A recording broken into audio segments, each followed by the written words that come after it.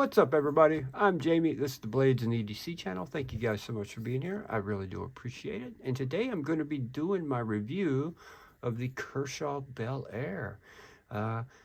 This is the second Bel-Air I have purchased. The first Bel-Air I purchased was the champagne aluminum scales, and I believe it had a black wash blade.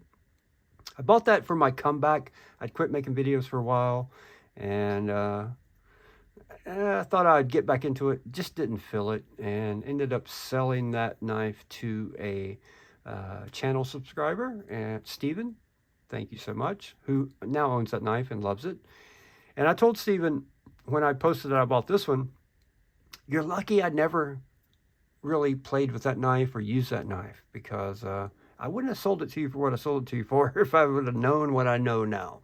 So we're going to go to specs, do some size comparisons, but first I need to let you know I have added a couple things. I have replaced the thumb studs with some Timascus. At least on Amazon they say they're Timascus. They look like Timascus to me, or Mochatai, whatever you want to call it. And I have added a Lynch Northwest pocket clip.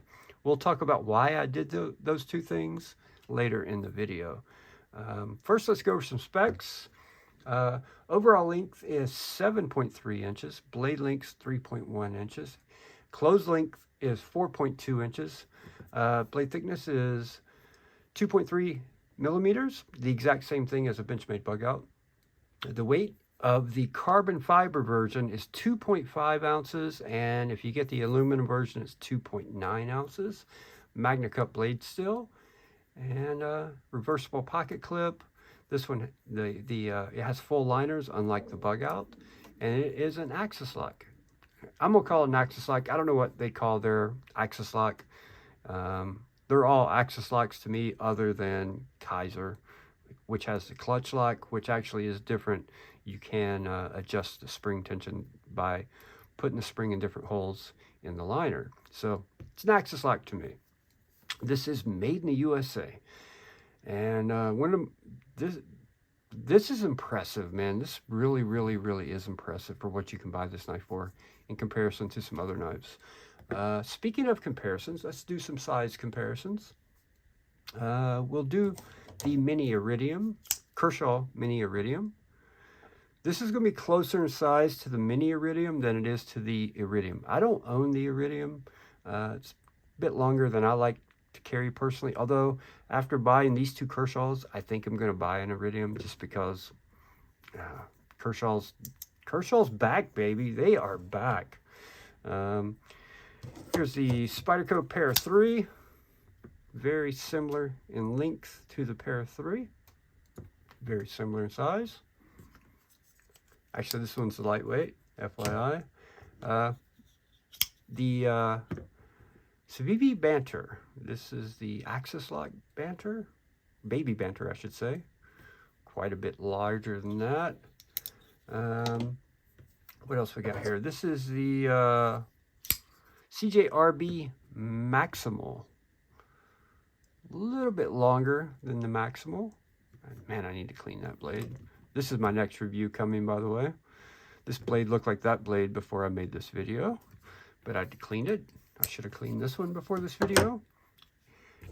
The Kershaw Heist. Getting a little rust on that D2, just FYI. This is 2 years later almost. I'm gonna have to take it apart and do a little cleaning. I have lubed it, but I haven't been very good with it. I've been terrible with it, actually. D2 happens, no big deal. It'll come right off. So quite a bit smaller than the Heist. And the comparison of all comparisons for this knife, the Benchmade Bugout. It's a bit shorter overall than the Bugout, not by much.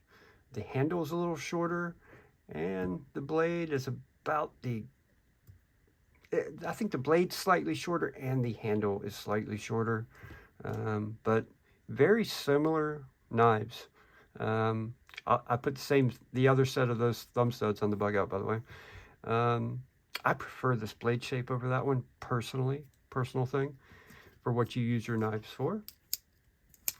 And there's some other things I prefer. I'm going to do a versus, like I said, in the past. I'm going to do a versus between these two knives. And where your money is better spent. And in my personal opinion, it's a no-brainer. I love Benchmade. There's one advantage they have. I'll just go ahead and tell you. The only advantage the Benchmade Bugout has over the Kershaw Bel-Air is the aftermarket stuff that you can buy scales and hardware and clips and backspacers. You can do all that with this knife. This isn't out there. That's not out there yet for this knife. This clip is not made for this knife, or not sold for this knife. This is sold for the Kershaw launch knives, but it fits perfectly on the Bel-Air, FYI. Again, these thumb studs I did not buy for this knife. I bought them for the Bugout, but they also fit perfectly. Something interesting about these thumb studs, I didn't replace them because there's anything wrong with the factory thumb studs, although we will talk about that pocket clip. I just did it for looks. I wanted to put a little color on the knife. The Bugout thumb studs are quite a bit smaller than the Bel-Air thumb studs. And I didn't know, there is no problem with the factory thumb studs. Let me start by saying that. The thumb flick's fantastic. The reverse flick was great, but when I put these smaller thumb studs on there, I noticed how much better the reverse flick became. It's pretty tight with the factory thumb studs. They're pretty close to the scale, so you don't have a whole lot of meat or a whole lot of room to get some meat on your middle finger on them. So having them smaller actually made the knife better, and I would recommend Kershaw go with smaller thumb studs because there's no need for them to be that large. Gives you more space. Yeah, action on this knife is amazing. It's fantastic. It's very Bugout-ish, although the Bugout is on washers and the Bel-Air is on bearings. I would love to see them make a Bel-Air on washers. I know most people don't like knives on washers. It's not their thing. I love that glassy feel, but I'm also a carpenter. I work around a lot of dust, sawdust, and a washer knife stays cleaner longer. Just a fact. It's just the way of things. Not just sawdust. Pocket lint, everything gets in bearings, and it takes a long time, but it can cause problems. But in my work environment, it causes problems more quickly than most people. So I would love to see them make a version of this with washers. Not that there's anything wrong with this. It's fantastic the way it is, but washers would be a preference for me. I doubt they'll do that for me, but it would be cool to see them do that. Ergonomics are fantastic. Feels fantastic in hand. This Magna Cut, I've cut so much cardboard, and I sharpen my pencils with my knife at work. We don't, being a carpenter, we don't go around with a pencil sharpener. We just use our knives to sharpen our pencils.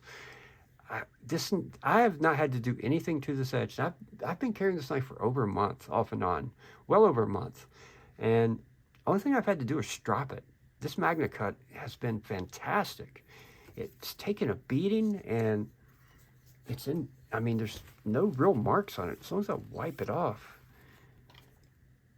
I can't find any scratches on the Magna Cut. That's just a smudge. Yeah. The satin finish is absolutely beautiful. They did a great job on it. Fantastic job. And when you think about what you can buy this knife for, you can buy this knife with the carbon fiber on Amazon right now for $175. Or you can buy the version with the aluminum scales for like $135, I think, for the champagne finish, and $140 for the black finish. Somewhere in that range. When you think of an S30V Bugout with FRN scales, none of this fancy stuff, runs you $190. You gotta wonder. You gotta start to think to yourself, am I spending my money wisely? It's a half an ounce of weight. 1.9 ounces, 2.5 ounces for this one. 175, 190. Magna Cut, S30V. Carbon fiber, FRN. It's kind of a no-brainer, man. It really is. The only upside, there's no reason to even make a versus at this point. The only upside to the Bugout is that there's so many options to customize it out there. If you're like me and you like to take your knives and make them your own and make them look the way you want them to look make them look the way you want them to look, there's no comparison between the two. But if you're buying a knife to use it, you'd be crazy to buy a Bugout over this knife. You'd be crazy to buy a Bugout, whether you buy the carbon fiber or the aluminum. For $135 for the champagne aluminum right now, that's nuts. It's nuts what they're able, and this is made in the USA. I almost wonder if they are taking a loss right now just to try to get into the market and compete with Benchmade. I don't know if that's the case, and the prices of these knives will go up in the future. I hope not, but yeah, it's amazing what you're getting for the money. Maybe it's because they make all their launch knives in the USA, so they, figured out a way. I mean, their launch knives, automatic knives, are not that expensive to be USA made. Most of them are $200 or less. So, yeah. The pocket clip, one thing we need to talk about. This pocket clip, the factory clip, it is tight in and out of blue jeans. It's very tight in and out of blue jeans, which is, I also went with the Lynch clip because I like the way they look. And maybe it's just me. Maybe I'm sure I'm not the only one. If you're a knife guy and you're really into knives, for a long time, you did not want any other knife guys to see that pocket clip in your pocket. You were ashamed of this company, right? I was. I was in the automatic knives, so I can't speak on those, but the Chinese knives, yeah, I was ashamed to even have that name in my pocket. I didn't replace the clip because of that. It's really tight in and out of blue jeans. But going forward, man, if they get a better pocket clip and they keep this up, I will gladly have that clip in my pocket with that name on it. I hope this is the future of Kershaw. I don't know what's to come. I know they just did another launch of the full-size Iridium, or not launch, an automatic Iridium which is part of their launch series. I want to see more, Kershaw. Keep it up. This should be a knife you never stop making. This should be Kershaw's Benchmade Bugout. And every aftermarket company, third-party company out there, Kershaw, you should give them permission to make scales for you, to make hardware for you, to make everything for you. You know what I mean? You should be able to customize this knife just like this knife. You just got to let the companies know that this is in the lineup forever. You've got a winner here. This should be your flagship design knife right here. That's how good this knife is. It is fantastic. The action, the blade steel, the ergonomics, the weight. And honestly, if you really want to go all the way, Kershaw, you don't have to do the liners like Benchmade does. They kind of have a funky shape. Just cut them off right here past that, right? And put a barrel spacer here, and you're good, man. You can get down to that 2 ounce mark. If you get down to that 2 ounce mark for this, less materials used to do it, even at the same price. If you can get down to right around 2 ounces, I don't know why anyone would ever buy a Bugout. The only people I can say that would buy a Bugout right now over a Kershaw Bel-Air are people who do long distance backpacking, who count every single ounce. I'm talking people backpacking the entire Appalachian Trail. Although an axis lock is not what you really should carry to do that. You get a couple failure points. But if you're cutting every ounce, REI sells a Benchmade Bugout for that reason, because it's so lightweight. That's the only thing the Bugout has on the Bel-Air. It's a 1/2 ounce lighter with this version, or it's 1 ounce lighter with the aluminum version. Other than that, there's no comparison. The blade steel doesn't compare. The price doesn't compare. The build quality of this is fantastic. Yeah. Only thing I can think of is they heard all this stuff about the FRN scales being bendable. It's not that big of a deal, especially with the Bugout, because everybody's going to customize it.